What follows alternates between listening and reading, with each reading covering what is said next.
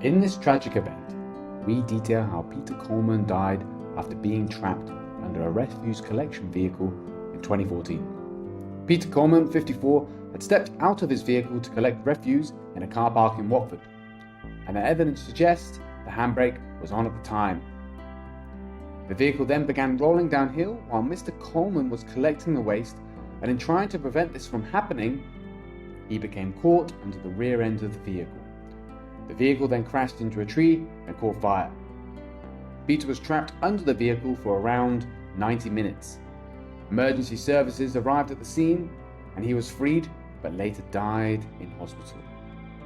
In handing down his sentence, Justice Bishop said F&R Cawley should have realised the safety mechanism had been deactivated, which would have prevented the bin lifting operations from occurring while the gearbox is in drive. He added that he was disturbed by submissions from the defendant that Mr. Coleman's actions should play a part in the ruling. Furthermore, he commented that while he wouldn't necessarily expect training of runaway vehicles, with absent training, Cawleys cannot deflect responsibility by referring to split-second decisions made by employees. He added that the operator should have had mechanisms in place to ensure vehicles were unable to roll away while bin lifting operations were in place. In a sentence hearing at Luton Crown Court, Judge Mark Bishop said F&R Cawley had failed to carry out proper maintenance of the vehicle and should have known a safety mechanism had been deactivated. He added that the company didn't properly scrutinise the work of its technicians, which had carried out safety checks on the vehicle. The jury had previously found that the death of Mr. Coleman, who was working alone, was caused by an accident in the course of his work, which had been contributed to by the faults in his vehicle.